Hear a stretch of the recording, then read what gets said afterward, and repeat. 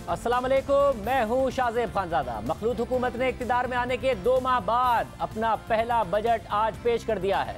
एक ऐसे वक्त में जहां हुकूमत और IMF के दरमियान जारी मुज़ाकरात का अभी तक कोई हतमी नतीजा सामने नहीं निकल सका है, ऐसे में ये बजट बहुत अहम है, इसके टारगेट बहुत अहम है और सवाल उठ रहा है कि टारगेट सिर्फ तकरीर और बजट डॉक्यूमेंट की हद तक हैं या हासिल भी हो पाएंगे। और सबसे बड़ा सवाल ये उठ गया है कि हुकूमत ने बजट में 750 अरब रुपए सिर्फ पेट्रोलियम डेवलपमेंट लेवी की मद में रख दिए हैं। यानी अगर ये टारगेट पूरा करना है तो 1 जुलाई से ही तकरीबन 30 रुपए फी लीटर तक पेट्रोल और डीजल की कीमतों में फौरी इजाफा करना होगा।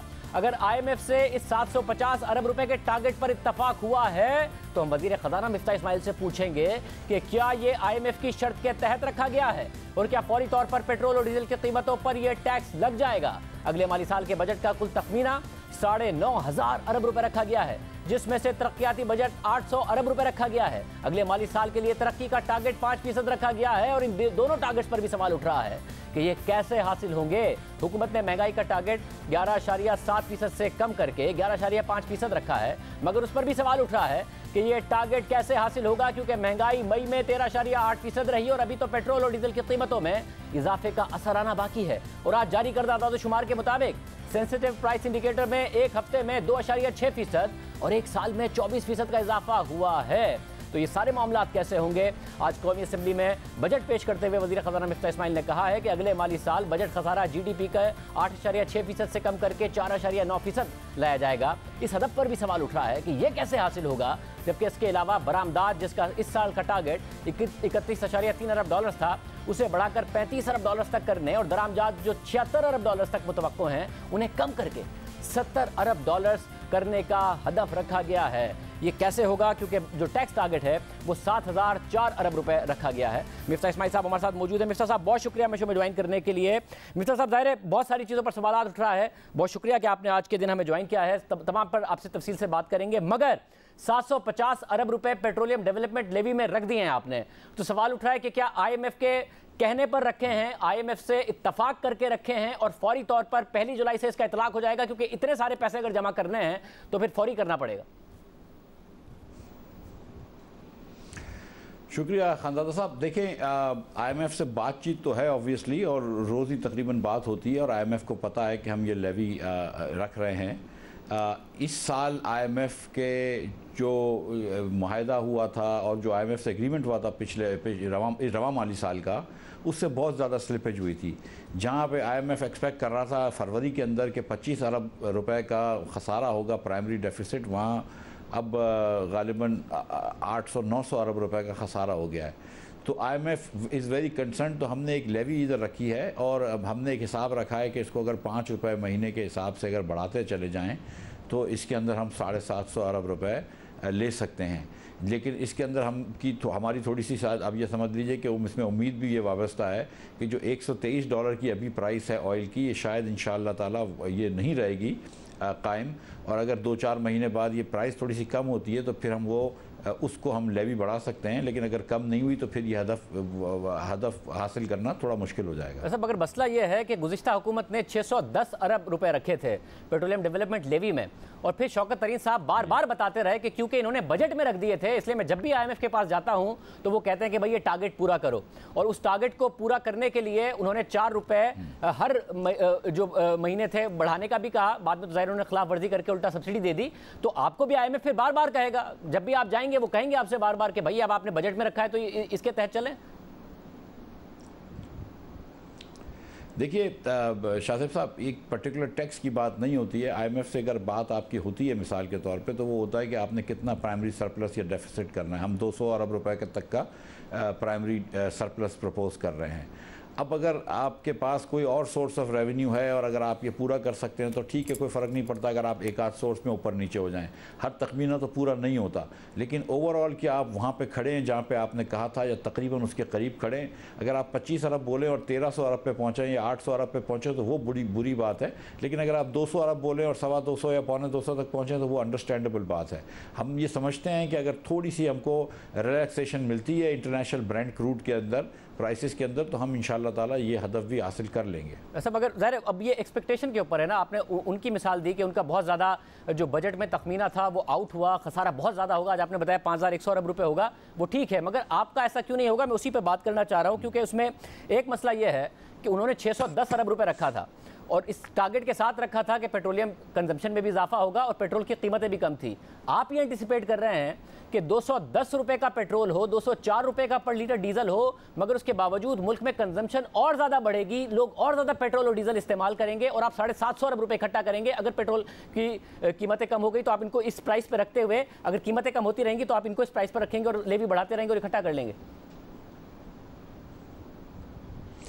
देखिए शाहज़ेब भाई, अगर जो गुज़िश्ता हुकूमत ने 30 रुपये अगर लेवी रखी थी, एक्सपेक्टेशन के हर महीने 30 रुपये लेवी लगाएंगे, तो साथ साथ इन्होंने ये भी रखा था कि उसके ऊपर 17% सेल टैक्स लगाएंगे। तो हम ज़रूरी नहीं है कि दोनों चीज़ें लगाएं, हो सकता है सेल टैक्स लगा लें, हो सकता है लेवी लगाएं, डिपेंड करता है कि हमको कौन सा टारगेट मीट करना है। लेकिन हमारा जो टैक्स है इस सूरत हाल में, तो आप देखें ना कि हम इस हुकूमत ने पिछले 3 महीनों में कोई टैक्स नहीं लगाया पेट्रोल के ऊपर, आज भी नुकसान कर रही है। आज हम डीजल के ऊपर 54-55 रुपये का नुकसान कर रहे हैं, आज हम पेट्रोल के ऊपर तकरीबन 20-25 रुपये का नुकसान कर रहे हैं। तो हम तो अभी नुकसान में बेच रहे हैं, लेकिन आपके अगर इतने बड़े खसारे हो रहे हैं आपके मुल्क के, और आपका मुल्क अगर इस नहज पर आ गया है कि आपको रोज़ कहीं ना कहीं से पैकेज लेना पड़ रहा है, कहीं ना कहीं से मदद लेनी पड़ रही है, तो फिर हमको कुछ ना कुछ तो सद्देबाब करना होगा ना, इसका कहीं ना कहीं से तो टैक्स लेना होगा। तो ये एक हमने तरीका एवेन्यू अपने लिए रखा है, जिसको अगर अल्लाह ने चाहा तो इस्तेमाल कर लेंगे, अगर हमको इसका मौका मिला और थोड़ा सा पेट्रोल की प्राइस कम हो जाती है। वैसे मगर अगर आपको यहाँ पर मौका मिल गया और आप कह रहे हैं कि अगर यहाँ प्राइसेस कम होती हैं तो हम सेल्स टैक्स नहीं बढ़ाएं, पेट्रोलियम डेवलपमेंट लेवी बढ़ा लेंगे, वो डिविजिबल पूल में नहीं जाएगा, प्रोविंसेस को नहीं देना पड़ेगा, मगर फिर मसला ये कि आपने सेल्स टैक्स का टारगेट रखा है 3076 अरब रुपए, गुज़िश्ता हुकूमत ने रखा था 2506 अरब रुपए, 11 महीने में उन्होंने कलेक्ट किया है 2300 अरब रुपए। तो उनका इस 2300 अरब रुपए में 300 अरब रुपए सेल्स टैक्स भी है, क्योंकि उन्होंने बाद में सेल्स टैक्स खत्म किया था। तो आप ये 3076 अरब रुपए कहां से करेंगे जब सेल्स टैक्स लगाएंगे भी नहीं? कहां से आएंगे पैसे ये? अच्छा, मैं फ़र्स्ट ऑफ ऑल ये नहीं कह रहा हूँ कि हम सेल टैक्स नहीं लगाएंगे और हम लेवी लगाएंगे, मतलब हम कॉम्बिनेशन देखेंगे जहाँ पे हमको समझ में आता है। जो दूसरी गुजारिशें देखें वो तो सीधा सीधा हिसाब किया है। हमारा इस साल जो था वो 48% पैसे जो थे वो सेल्स टैक्स, 48% पैसे जो टैक्स के हमारे आए हैं वो पोर्ट से आए हैं, और 52% पैसे जो हैं वो तकरीबन डोमेस्टिक उससे आए हैं। और इनफैक्ट पिछले साल जो है ये रवा माली साल के अंदर सेल टैक्स डोमेस्टिक कम हुआ था। हमने सिर्फ इसको इन्फ्लेशन से बढ़ाया है, जीडीपी ग्रोथ से बढ़ाया है, और वो कंजर्वेटिव जीडीपी ग्रोथ से बढ़ाया। हमने 5 से भी नहीं बढ़ाया, हमने अपनी जो रेवेन्यू की हमने प्रोजेक्शन करी है हमने 4% से बढ़ाया है।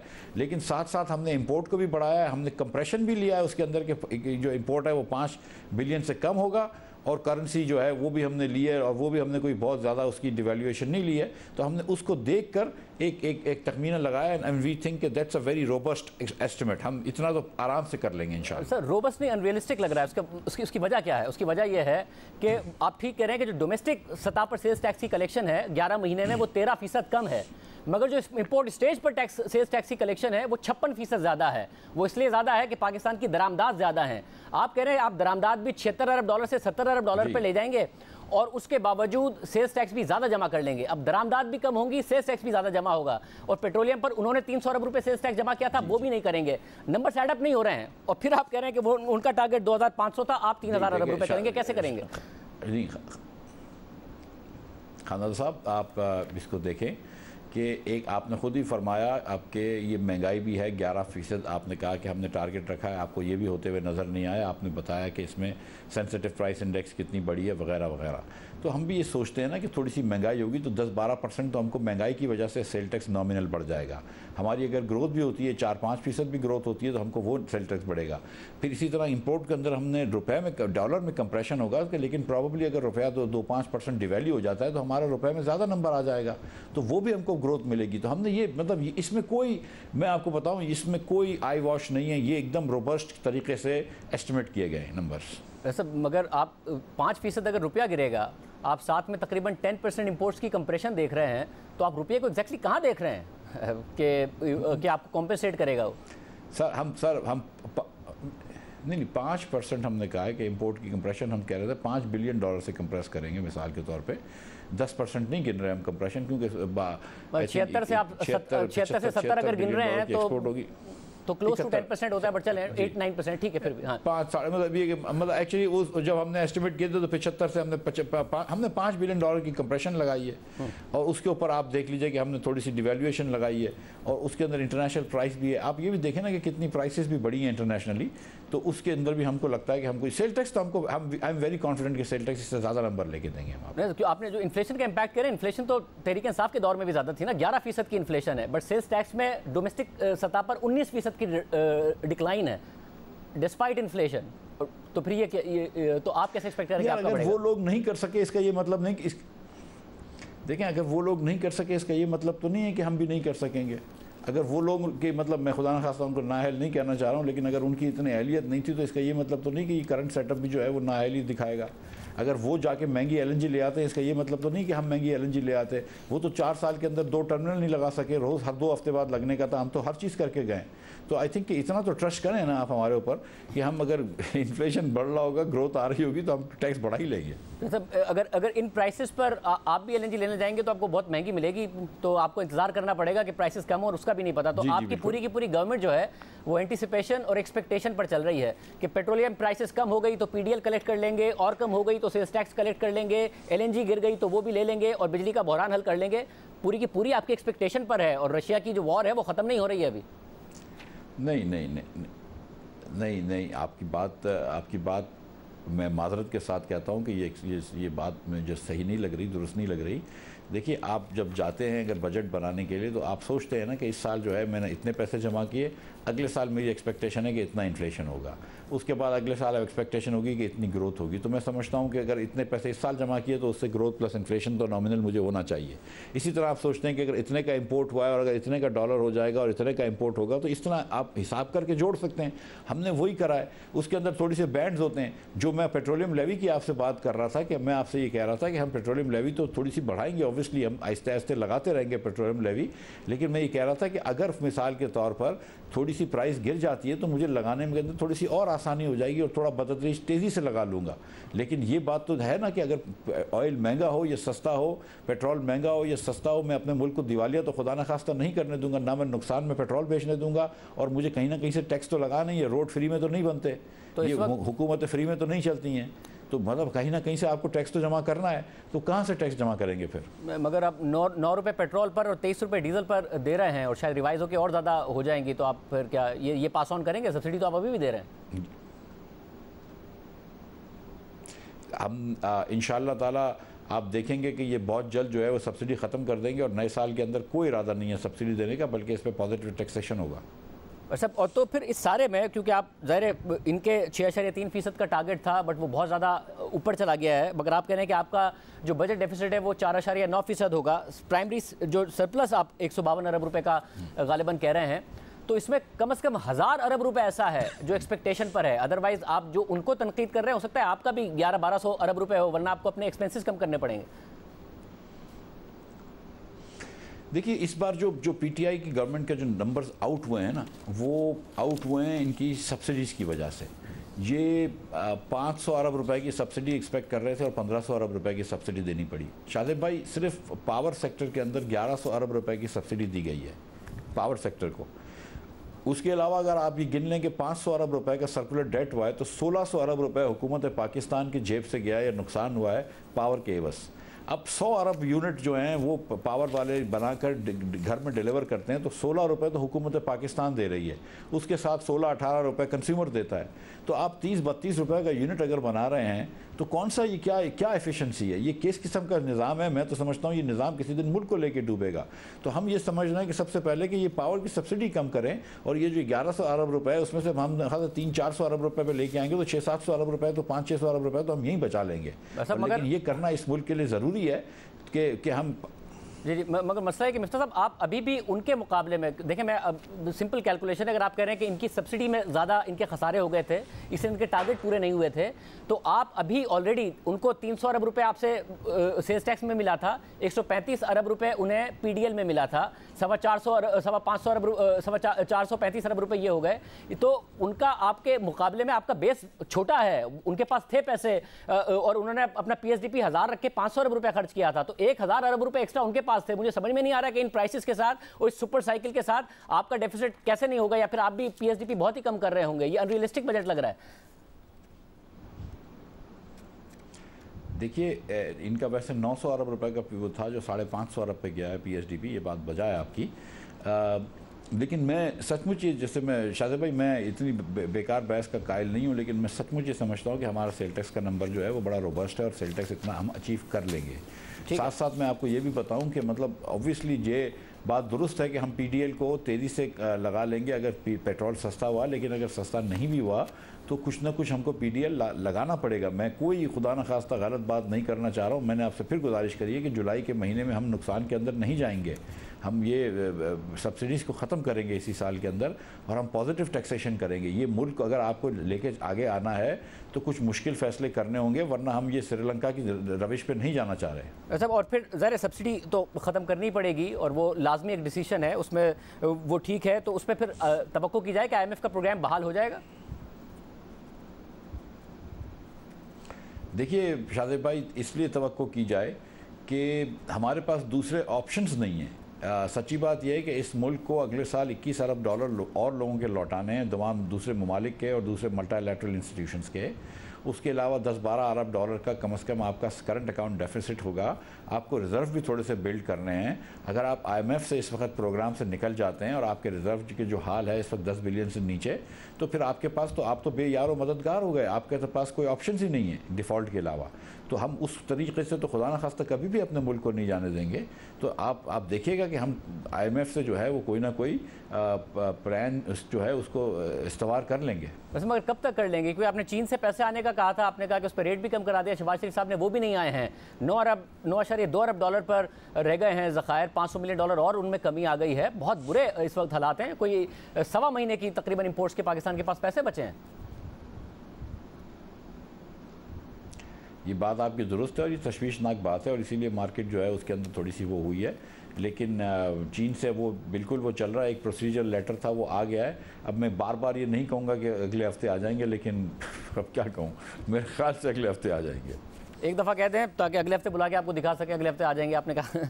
तो मुझे फिर साथ में ये भी बता दें कि आप अगर आप भी जाएं तो भी बुला के दिखा दीजिएगा कि मिफ्ता साहब आप सही कह रहे थे। नहीं, वो वैसे आपको फिर बुलाने की ज़रूरत नहीं होगी, हम वैसे भी कह देंगे। वो आप फिक्र ना करें, इस बात पर यकीन रखिए कि अगर कोई पॉजिटिव खबर आएगी तो वो हम रिपोर्ट कर देंगे। मगर साथ में मसला ये है कि इस आप जो कह रहे हैं कि 9-10 अरब डॉलर का आपको लग रहा है कि करंट अकाउंट डेफिसिट आएगा, 2.2% आपकी तरफ से टारगेट किया गया है, वो कैसे होगा?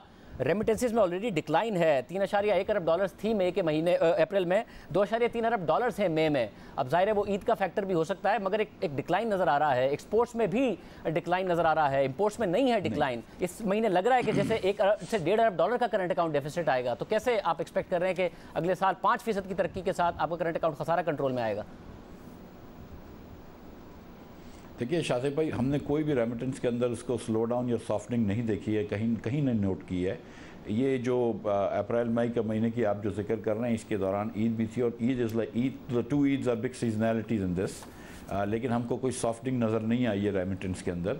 एक्सपोर्ट्स के अंदर भी आपकी बात दुरुस्त है कि अगर कम हो जाएगा तो बड़ा मुश्किल हो जाएगा, लेकिन इस वक्त तक हमको ऐसी कोई कमी नज़र नहीं आ रही है एक्सपोर्ट्स के अंदर। लेकिन हम वेरी विजिलेंट, हम बहुत ज़्यादा विजिलेंट हैं और कॉमर्स मिनिस्टर नवेद कमर साहब और मैं तकरीबन इसके बारे में रोज़ ही बात करते हैं और इंशाअल्लाह ताला जल्द एक एक्सपोर्ट के लिए एक्सपोर्ट को इन्हेंस करने की एक और बड़ी अच्छी स्कीम भी लेकर आएंगे लोगों के लिए, एक्सपोर्टर्स के लिए। ये तो एक बात हो गई। इंपोर्ट को हम कोशिश कर रहे हैं कंप्रेशन की। हम ये नहीं एक्सपेक्ट कर रहे हैं कि इंपोर्ट की प्राइसेस नेसेसरली कम हो जाएंगी। हम तो इसी प्राइस पे हम कुछ ना कुछ करके इंपोर्ट की कंप्रेशन की कोशिश करेंगे। लेकिन इस वक्त तक मैं आपको सच बता रहा हूँ कि कोई ऐसी तशवीश नज़र नहीं आ रही है। हम फिर भी 31 अरब से 35 अरब की कोशिश करेंगे एक्सपोर्ट की, यही हमारा टारगेट है और इंपोर्ट को भी हम कम करने का टारगेट है। मतलब मगर इस वक्त सूरत हाल ये है कि ज़ाहिर ग्लोबल रिसेशन के ख़तरात पैदा हो रहे हैं, जिसमें रेमिटेंसेस में डिक्लाइन आ सकता है, हमारी एक्सपोर्ट्स में डिक्लाइन आ सकता है। मगर रिसेशन आती है तो आमतौर पर ग्लोबल कमोडिटीज़ भी नीचे जाती हैं। बट आपके लिए बड़ा अनफॉर्चुनेट होगा और इस मुल्क के लिए कि अगर रिसेशन आती है और रशिया यूक्रेन वॉर चल रही है और कमोडिटी का सुपर साइकिल भी रहे, रिसेशन भी रहे, तो एक हर तरीके से फंसे होंगे आप कैसे एक्सपेक्ट करें करंट अकाउंट खसारा कम होगा अगर हमारी एक्सपोर्ट्स हिट हुई, रेमिटेंसेस हिट हुई और कमोडिटीज़ नीचे नहीं आई इस वॉर की वजह से? शाज़ेब भाई, अगर खुदा न खास्ता एक वर्ल्ड वाइड रिसेशन आता है और मईशत स्लो डाउन हो जाती है दुनिया भर की, तो ऐसा तो नहीं हो सकता कि तेल की जो डिमांड है वो कम ना हो। और अगर तेल की डिमांड कम होगी तो जंग हो या ना हो रशिया और यूक्रेन की, तेल की प्राइस भी कम हो जाएगी। I mean that's obviously the case. ऐसा तो नहीं हो सकता कि हमारी जो चीज़ें हम एक्सपोर्ट कर रहे हैं, अगर चीनी मिसाल के तौर पे हम एक्सपोर्ट करते हैं या राइस हम एक्सपोर्ट करते हैं या हम टेक्सटाइल एक्सपोर्ट करते हैं तो उन चीज़ों की कीमत कम हो जाए, लेकिन अगर हम गंदम इंपोर्ट कर रहे हैं या हम कॉटन इंपोर्ट कर रहे हैं तो उन चीज़ों की कीमत जो है वो मुस्बत रहे या मुस्तहकम रहे। तो मेरे ख्याल से ये तो थोड़ी सी मतलब मगर आप देख रहे हैं ना कि रिसेशन इस किस्म की प्लानिंग है जो कि मगर सब आप देख ही रहे होंगे इंटरनेशनली के पॉसिबल इंटरनेशनल रिसेशन पर तो सवालात लिखे जा रहे हैं आर्टिकल्स, मगर ये भी साथ लिखा जा रहा है कि ऑयल की प्राइसेस $150 फी बैरल पर भी जा सकती हैं, क्योंकि जो इस वक्त रैली है वो डिमांड ड्रिवन नहीं है। तो ये सारे के सारे सवालात तो अपनी जगह पर पैदा हो रहे हैं। तो आप वर्स्ट केस सिनेरियो की मैं आपसे बात कर रहा हूँ, क्योंकि आपने पूरा बजट एक्सपेक्टेशन पर बनाया हुआ है, इसलिए पूछ रहा हूँ। भाई कोई भी बजट जो है वो एक्सपेक्टेशंस पे बनता है ना। आई एक्सपेक्ट कि इतना इन्फ्लेशन होगा, आई एक्सपेक्ट इतनी ग्रोथ होगी, आई एक्सपेक्ट इतनी करेंसी होगी। एक्सपेक्टेशन के बगैर कैसे बनाया जाएगा? Expectation based on ground reality बात आपकी है बिल्कुल। मैं तो इस बात जी मैं यहाँ एक्सपेक्टेशन बेस्ड ऑन रियलिटी मतलब मैं समझता हूँ कि मैंने जो इन्फ्लेशन के या डिवैल्यूएशन के या एक्सपोर्ट्स के नंबर्स लिए हैं या लोकल ग्रोथ के नंबर्स लिए हैं वो मेरे ख्याल से बड़ी रियलिस्टिक हैं। एक बैंड का नंबर होता है, कभी भी ऐसा नहीं कह सकते आप कि भाई 3% जो है वो अगर सच बात करी जाए स्टेटिस्टिकली तो आप ये नहीं कह सकते कि 6% मईशत ग्रोथ होगी। आप बोलेंगे यार 4 से लेकर 8 तक हो सकती है, लेकिन मीडियन जो वैल्यू है वो 6 है। तो इस तरह हम लेकर चल रहे हैं। अब आप आइए कि अगर प्राइसेस पेट्रोल की मुस्तहकम रहेंगी, चांस है, तो मैं भी यकीन रखता हूँ कि ये हो सकता है, क्योंकि जितने भी एक्सपर्ट्स हैं, कल भी मैं एक स्टैंडर्ड चार्टर्ड बैंक में लंदन से किसी से बात कर रहा था, उनका भी ख्याल था, मैंने एक्सॉन वालों से मशवरा किया है, उनका भी ये ख्याल है कि काफ़ी अर्से तक जो है वो पेट्रोल की प्राइस बढ़ी रहेगी। IMF वालों से बात करिए, इनका भी ये ख्याल है कि पेट्रोल की प्राइस जो है, क्रूड ऑयल की प्राइस वो कम नहीं होगी। तो हम उस एक्सपेक्टेशन में चल रहे हैं कि अगले 2-4 महीनों तक ये कम नहीं होगी। लेकिन साथ साथ जिस किस्म का आपको डर लग रहा है रिसेशन का, एक तो वो इतनी इमिनेंट रिसेशन लग नहीं रहा, लेकिन अगर रिसेशन आ भी रहा है और मुझे पता है कि इंटरेस्ट रेट बढ़ाए गए हैं मगरबी मार्केट्स के अंदर, मगरबी ममालिक में, तो उससे थोड़ी सी स्लो डाउन आएगी। लेकिन अगर स्लो डाउन आई तो मैं समझता हूँ कि साथ साथ गैस ऑयल की डिमांड ज़रूर कम होगी और उससे जो है वो प्राइस कम होगी। लेकिन यूक्रेन की जंग के दौरान ही $90 का भी प्राइस ऑयल मिली है और $123 की भी ऑयल मिली है। बिल्कुल उम्मीद करते हैं ऐसा ही होगा सब, मगर हो जाता है, जंग में 90 भी हो सकता है। और इस सब में ये बताइएगा कि 11.5% आपने महंगाई का टारगेट रखा है। अब ज़ाहिर है उनका 11.7% आज आपने तकरीर में कहा कि वो हम कम करेंगे, उनका 11.7% होता, मगर अभी तो जो बेस इफेक्ट है वो भी थोड़ा लेट किक इन करेगा। आप कैसे एक्सपेक्ट कर रहे हैं इतने सारा बिजली की कीमतों में भी इजाफा करके, पेट्रोल डीजल का आपको और इजाफा करना पड़ेगा, आप कह चुके हैं कि सब्सिडी हम नहीं अफोर्ड कर सकता ये मुल्क, तो कैसे होगा ये भी एक अनरियल टारगेट नहीं है? महंगाई की शरह बहुत ऊपर नहीं जाने वाली है 18-20%?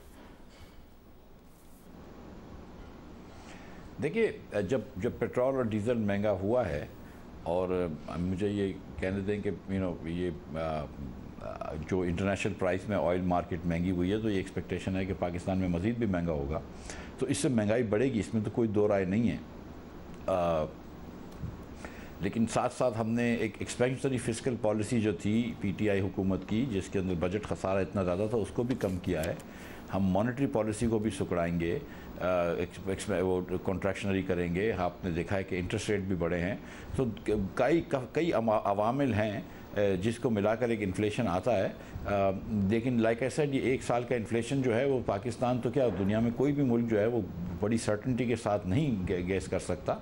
जो जितना मैं श्योर हूँ कि सेल्स टैक्स जो मैं कह रहा था नंबर, वो बड़ा रोबस्ट एस्टिमेट है, इतना श्योर नहीं हूँ इन्फ्लेशन के ऊपर, मतलब because there are far too many factors which are not under our control. वैसे अगर फिर उसमें आपकी एक ऑटोनमस है स्टेट बैंक ऑफ पाकिस्तान, मगर हमने माजी में भी देखा कि शौकत तरीन साहब को भी ये था कि जी आप CPI को ना देखें, कोर इन्फ्लेशन को देखें, क्योंकि तो इतने सारे फैक्टर्स हैं जो कि डिमांड ड्रिवन नहीं है। क्या फ़ायदा होगा इतनी शरह सूद बढ़ाने का? हुकूमत क्योंकि कमर्शियल बैंक से बोरो कर रही है, उसकी बोरोइंग कॉस्ट बढ़ जाती है, तो ये क्या होगा फिर? स्टेट बैंक क्या फॉलो कर रहा होगा एग्जैक्टली? देखिए, स्टेट बैंक के अंदर एक गवर्नर साहब बैठे हुए हैं, मुर्तज़ा सैयद साहब, जिन्होंने PhD करी हुई ऑक्सफर्ड से। आपने कवानीन ऐसे बना दिए कि वो ऑटोनमस है, लेकिन in any case I trust his judgement and I trust his competence and जो दूसरे लोग वहाँ पे बैठे हुए हैं उनको भी काम समझ में आता है। तो मैं उनको ये नहीं कहूँगा कि आप मॉनेटरी पॉलिसी किस तरह की करें या आप करेंसी की एक्सचेंज रेट की पॉलिसी किस तरह करें, वो उनका काम है, वो उनको करने दूंगा। मैं अपना काम करूंगा। और सच्ची बात है कि मतलब मेरे ख्याल से ये स्कीम ऑफ थिंग्स बेटर है। इसका ये मतलब नहीं कि जो ऑटोनॉमी की जो स्टेट बैंक की ऑटोनॉमी की पॉलिसी थी उसके हर जुज़ से मैं एग्री करता हूँ, लेकिन फॉर नाउ मैं समझता हूँ कि स्टेट बैंक ने जो एफर्ट किया है इंटरेस्ट रेट बढ़ा के, उससे मॉनेटरी पॉलिसी सुधर रही है, मॉनेटरी कंट्रैक्शन हो रही है और उससे इन्फ्लेशन जो है वो कंट्रोल होने में मदद मिलेगी। वैसे मगर अगर स्टेट बैंक कुछ भी सोचता हो और आप कुछ भी सोचते हो, वो नहीं होगा जो आईएमएफ सोचेगा। और आईएमएफ आपसे नहीं कहेगा कि पॉजिटिव इंटरेस्ट रेट्स रखें और सीपीआई से उसको पैग रखें। अभी तो आईएमएफ के प्रोग्राम में हम शुरू नहीं किया है वापस से, मतलब हम बात कर रहे हैं और आई थिंक के प्रोग्राम को अनसस्पेंड तो कर लिया है, लेकिन अभी स्टाफ लेवल एग्रीमेंट नहीं आया, तो ये कबल वक्त होगा कहना कि आईएमएफ से क्या बात होती है। लेकिन अगर 11.87% इंटरेस्ट रेट है अब तक हमारा हेडलाइन इन्फ्लेशन, और पाकिस्तान में इंटरेस्ट रेट जो है वो अगर 12.75% हैं तो पॉजिटिव रियल इंटरेस्ट रेट चल रहे हैं। अच्छा, मगर और इसमें मसला ये कि फिर गोइंग फॉरवर्ड भी आप ये कह रहे हैं कि पॉजिटिव रहेंगे, या क्योंकि आप मेरे पिछले शो में कह चुके हैं कि आप इससे एग्री नहीं कर रहे हैं, बस कोर इन्फ्लेशन एक अलग फैक्टर है। बट चले, मगर मुझे साथ में ये भी बताइएगा कि इस सारे के सारे सिनेरियो में हमने माजी में ये देखा है कि इस स्टेट बैंक की जो पॉलिसी थी वो टाइट थी, मगर फिस्कल साइड पर बहुत ज़्यादा स्लिपेजेस थे और एक्सपेंशनरी फिस्कल पॉलिसी थी जिसकी वजह से फ़ायदा कोई हो नहीं रहा था, और हमने देखा कि इकोनॉमी के बड़े बुरे हालात हुए हैं। तो आप भी 5% की ग्रोथ टारगेट कर रहे हैं और नज़र आ रहा है कि आप पीएसडीपी ये तमाम चीज़ें, तो आप भी एक टाइट मॉनेटरी पॉलिसी के साथ, एक एक्सपेंशनरी फिस्कल पॉलिसी के साथ हम जा रहे होंगे जिसका वो फ़ायदा कोई होना नहीं है, नुकसान ही नुकसान होना है। देखिए, हम फिस्कल पॉलिसी हमारी बिल्कुल एक्सपेंशनरी नहीं है, हम तो प्राइमरी सरप्लस दे रहे हैं और हम बजट डेफिसिट को भी जो है वो कॉन्ट्रैक्ट कर रहे हैं। लेकिन हम जो, और दूसरी बात जो है कि हम जो ग्रोथ टारगेट कर रहे हैं वो बहुत डिफरेंटली टारगेट कर रहे हैं। हमने कोई यहाँ पे मराद जो हैं वो एक खासूसी तबके को या मैन्युफैक्चरिंग को नहीं दिए जिससे इंपोर्ट करते हैं। हमने अगर मराद दी हैं तो हमने ज़राअत को मराद दी हैं, हमने सीड्स के ऊपर से टैक्स हटाएं, हमने बेहतर सीड्स की बात करी है, हमने उसमें पैसे भी रखे हैं प्रोग्राम्स के अंदर। मैं 2-3 मरतबा मीटिंग्स कर चुका हूँ फूड सिक्योरिटी के वज़ीर से, दीगर वज़राओं से जिनका ज़राअत से ताल्लुक़ है, और इंशाअल्लाह ताला ख़ास तौर पे हमने एक्सपर्ट से मुलाकातें करी हैं। लेकिन शादेब भाई, एक जो मसला और भी आ गया है वो ये नहीं है सिर्फ कि हमारा जो तेल जो है, घी पेट्रोल जो है ये महंगा है, बल्कि खुर्दनी तेल, खाने पीने का तेल जो है, घी तेल, ये भी बहुत महंगा हो गया। और ये पाम ऑयल जो है उसकी इंपोर्ट $1800 पर टन हो गई है। अगर हम 3.5 मिलियन टन मंगवा रहे हैं तो उसकी भी 6-7 बिलियन की हमारी इंपोर्ट हो जाएगी। तो मुझे बहुत ज़रूरी है कि मैं यहाँ पर अपने मुल्क के अंदर ऑयल सीड्स पैदा करूँ जिसके अंदर कैनोला हो, सूरजमुखी हो, दीगर जैतून, सरसों हो, दीगर चीज़ें हों। तो ये भी, इसके लिए भी हमने एक प्रोग्राम किया है और हम समझते हैं कि अगर इस तरह से ग्रोथ लेकर आएंगे तो इंक्लूसिव ग्रोथ भी होगी, क्योंकि गरीब फार्मर्स भी उसमें शामिल होंगे, लेकिन वो सस्टेनेबल ग्रोथ भी होगी। और उसके बाद दूसरी जो हमने कोशिश कर रहे हैं कि एक्सपोर्ट्स को ग्रो करें। और जी मतलब अगर उसमें मसला ये कि 5% के लिए फिर एग्जैक्टली कि आप एग्रीकल्चर पर से ज़्यादा एक्सपेक्ट कर रहे हैं, क्योंकि इंडस्ट्रियल एक्टिविटी तो 14.25% की शरह सूद हो, फिर महंगाई हो, तो इंडस्ट्रियल एक्टिविटी तो ज़ाहिर इम्पैक्ट होगी, उससे सर्विसेज सेक्टर भी इम्पैक्ट होगा, उससे आप इंपोर्ट्स को भी कम करना चाहते हैं, तो ज़ाहिर है ये सारे की सारी चीज़ें डिमांड भी नीचे लेके आएंगी, ओवरऑल एक स्लो डाउन लेके आएंगी। तो क्या आप सिर्फ एग्रीकल्चर से एक्सपेक्ट कर रहे हैं कि आपको 5% की ग्रोथ देगा? नहीं शादेब भाई, देखें, सिर्फ एग्रीकल्चर तो सवाल ही नहीं है कि अगर वो सिर्फ 20% तो जीडीपी का हिस्सा है, तो अनलेस के वो 25% ग्रो करे, वो कैसे दे सकता है 5% ग्रोथ? वो कैसे कर रहे हैं? हम ऑब्वियसली जो हमारा मैन्युफैक्चरिंग भी, हम ये नहीं कह रहे कि मैन्युफैक्चरिंग नहीं बढ़ेगा, लेकिन जो हमारा एम्फेसिस है वो एग्रीकल्चर को थोड़ा सा हमको ज़्यादा वो करना है, ताकि उन चीज़ों के लिए ख़ास तौर पर $8 बिलियन की हम वीट, हम एग्रीकल्चर प्रोडक्ट इंपोर्ट करते हैं, हम वीट को इंपोर्ट करते हैं। इस साल भी करना पड़ेगा 3 मिलियन टन आपको वीट को। हम वीट एक्सपोर्ट छोड़ के गए थे, लेकिन अब इंपोर्ट करना पड़ रहा है। हम कॉटन इंपोर्ट कर रहे हैं, हमको कॉटन की प्रोडक्शन बढ़ानी है, हमको वीट की प्रोडक्शन बढ़ानी है, हमको ऑयल सीड्स की प्रोडक्शन बढ़ानी है। तो इससे हम समझते हैं कि ग्रोथ लेंगे, हम कोशिश करेंगे ग्रोथ लेने की। इसका ये मतलब नहीं है, इसका ये मतलब नहीं है कि हम मैन्युफैक्चर जी मगर मसला ये है ना कि जब तहरीक इंसाफ आई 13.25% पे शरह सूद ले गई और आपने देखा कि क्या हुआ, लार्ज स्केल मैन्युफैक्चरिंग नेगेटिव हो गई थी, ग्रोथ आप 6.1% पे छोड़ के गए थे, 1.9% हो गई थी, आप 14.25% की शरह सूद है, इंपोर्ट्स को भी आप कम करना चाहते हैं, रुपया भी गिर रहा है, IMF का भी प्रोग्राम है, तो ये 6% से सिर्फ 5% पे कैसे जाएगी? वहाँ तो नेगेटिव LSM ग्रोथ आ गई थी और 1.9% पर हम आ गए थे, आप कैसे एक्सपेक्ट कर रहे हैं 5%? देखिए शाज़ेब भाई, ये तो बिल्कुल आपकी बात दुरुस्त है कि ये बहुत चैलेंजिंग इन्वायरमेंट है। PTI की इनकॉम्पिटेंस की ना सिर्फ एक परेशानी है, बल्कि उन्होंने जो मईशत के ख़िलाफ़ बारूदी सुरंगें रखी हैं उसका भी प्रॉब्लम है, लेकिन चैलेंजिंग इन्वायरमेंट बहुत ज़्यादा है। हेडविंड्स हैं सामने, आपका तेल महंगा हो गया है, आपका खुर्दनी तेल महंगा हो गया है, आपकी दीगर चीज़ें महंगी हो गई हैं। इस वक्त जो है बड़ी मुश्किल फ़ैसले करने हमारे लिए ज़रूरी है। जो मैंने आपसे गुजारिश करी थी पिछले सेगमेंट में कि अगर हम 1100 अरब रुपए हम सब्सिडी दे रहे हैं पावर सेक्टर को, तो पावर सेक्टर हमको ले डूब सकता है, हमको उसको ठीक करना है, हमको एनर्जी प्राइसेस रैशनलाइज करनी है। ये बड़े बड़े मुश्किल फ़ैसले करने होंगे तो हम मुल्क को आगे लेकर जाएंगे। और एग्रीकल्चर को लाना भी जो है वो एक समझ लीजिए कि एक मुश्किलों में से आसान फ़ैसला है। दूसरे फ़ैसले और भी मुश्किल है, हमको वो भी करना होगा। मैं ये नहीं कह रहा हूँ कि हम सिर्फ इधर ग्रोथ कर लेंगे उधर ग्रोथ कर लेंगे। जो मसाइल हम पाकिस्तान के हैं, जो देरीना मसाइल हैं, 20-20 साल पुराने मसले हैं, उनको ठीक करेंगे तो फिर मैन्युफैक्चरिंग भी चलेगी, उनको ठीक करेंगे तो सर्विसेज भी चलेंगी, और उनको ठीक करेंगे तो एग्रीकल्चर भी चलेगा। लेकिन अगर आपने ये मुश्किल फ़ैसले नहीं लिए, अगर आपने ये कॉस्ट पास नहीं करी पेट्रोल की मिसाल के तौर पर और डीजल की अपनी कौम को, अगर आपने टैक्स का रोबस्ट एफर्ट नहीं किया, अगर आपने अमीर लोगों से टैक्स लेके गरीब लोगों को प्रोटेक्ट नहीं किया, तो फिर आप जो है वो श्रीलंका का हाल देखें। सब हम उम्मीद करते हैं, क्यों सब जाहिर आपका पहला फोकस तो ये ना मुल्क को डिफ़ॉल्ट से बचाना, श्रीलंका होने से बचाना है, और इस वक्त आपका फोकस होना भी यही चाहिए कि स्टेबलाइज करना है, IMF का प्रोग्राम बहाल करना है, डिफ़ॉल्ट होने से बचाना है। मगर अगर आपका फोकस ग्रोथ हो गया तो मसला नहीं हो जाएगा? शाज़ेब खानदार साहब, पिछले साल 6% की ग्रोथ, ये जो नई इन्होंने जो GDP स्टेट करी है उसके हिसाब से हुई है। हम उसके बाद इंटरेस्ट बढ़ा रहे हैं। हम तो ये कह रहे हैं कि हमारी ग्रोथ जो है हम इस साल कम करेंगे, और हम ये कह रहे हैं कि what we want to have is a sustainable growth and inclusive growth. और हमको इस किस्म की ग्रोथ नहीं चाहिए कि जिसके अंदर हम बैलेंस ऑफ पेमेंट के क्राइसिस में फंस जाएं। हमें वो ग्रोथ चाहिए ही नहीं जिसके अंदर करंट अकाउंट ख़त्म हो जाए और हम जो है वो एक बैगिंग टूर पे चले जाएं दुनिया के कि भाई आप भी पैसे दें और आप भी पैकेज दें और आप भी पैसे दें। ये बिल्कुल इस मुल्क जो है इसके वक़ार के बराबर नहीं है। हम इस किस्म का मुल्क नहीं चाहते। अगर पाकिस्तान कौम को मिनहासुल कौम थोड़ी सी कुर्बानी देनी पड़ेगी, थोड़ा सा अगर हमको मतलब थोड़ी सी परेशानी उठानी पड़ेगी, और हम सियासतदानों को अगर मुश्किल फ़ैसले करने होंगे तो हम करेंगे, वरना तो ये कि फिर आप वरना इस सियासत क्या काम की अगर इस रियासत के काम ना आ सके तो। सब मगर मुझे आखिर में एक बात बता दीजिए, शौकत तरीन साहब ने एक इल्ज़ाम लगाया कि उन्हें बुलाया गया, हफीज़ शेख साहब भी थे, आप भी थे, तारिक बाजवा साहब भी थे, और कहा गया कि जी एक यूनाइटेड फेस बनाएं, IMF से गुफ्तगू करें, तो ये क्या हुआ? और उन्होंने कहा कि मैंने इनकार कर दिया कि उन्होंने हमारी हुकूमत निकाली है, ये बुलाया गया था किसी इदारे की तरफ से और आप सब थे, और उन्होंने बाकायदा तौर पर मना कर दिया, यूनाइटेड फेस बना के IMF से मुज़ाकरात करने थे। शाज़ेब खानदार साहब, रियासती उमूर में कभी कभी और इंसानी उमूर में कभी कभी आप कुछ वादे वहीद करते हैं सीक्रेसी के, और फिर आप कुछ मीटिंग्स करते हैं।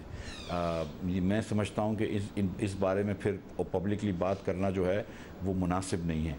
शौकत भाई ने जो भी बात की वो की, लेकिन मैं इसमें मज़ीद गुफ्तगू नहीं करूँगा, सॉरी। मगर क्या आपकी दरख्वास्त पे हुआ था ये मुलाकात?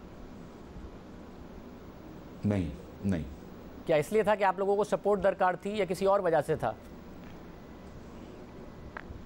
देखें शाज़ेब खानदार साहब, ये सचमुच मैं आपसे गुजारिश कर रहा हूँ, कोई ऐसी जो बातें सामने आई हैं मैं समझता हूँ कि वो सही अक्कासी नहीं कर रही हैं उसके मकसद का, लेकिन बहरहाल मेरे ख्याल से ये बेहतर है कि इस किस्म की बात करना। मैं समझता हूँ कि मैं अपनी नज़रों में गिर जाऊँगा अगर मैं एक आदमी से वादा करता हूँ कि मैं ये बात नहीं करूँगा और फिर जाके कर लूँगा। अच्छा, मैं मीटिंग के मंतजात पर बिल्कुल बात नहीं कर रहा, सिर्फ सिनेरियो की बात कर रहा हूँ। एक वक्त आया था जब ये था कि जी ये हुकूमत जा रही है, केयर टेकर आएंगे, और इसलिए IMF ने ये कहा है कि जितनी भी जमातें हैं वो कम से कम स्टैंप कर दें कि केयर टेकर जो भी वादा करेंगे हम अगर हुकूमत में आएंगे तो उसे इम्प्लीमेंट करेंगे। ये उस सिलसिले में थी या किसी और सिलसिले में मीटिंग थी? मुझसे IMF ने ऐसी कोई बात नहीं करी। आई स्वेयर टू यू, मुझसे IMF ने कभी ऐसी कोई बात नहीं करी IMF ने कि आप केयर टेकर आएंगे तो आप केयर टेकर को लेके आए या इसको लेकर, मगर इदारों ने कुछ ऐसा। मैं मजीद सीरियसली मैं लेकिन ये जो बात की जा रही है, जिस किस्म का रंग दिया जा रहा है, वो इस किस्म का रंग जरा भी नहीं था। बहुत शुक्रिया। मिस्टर इस्माइल साहब हमारे साथ मौजूद थे, गुफ्तगू आपने सुनी है। वो तवक्को कर रहे हैं कि ग्रोथ भी आएगी, इन्फ्लेशन के हवाले से उनके भी अपने डाउट्स मौजूद हैं, मगर बहुत सारी जो बजट में चीज़ें हैं वो तवक्कात पर मबनी हैं, और तवक्कात ये हैं कि इंटरनेशनल मार्केट में तेल की कीमतें नीचे आ जाएँ। प्रोग्राम में ब्रेक शामिल करते हैं और आराम पर बात करेंगे।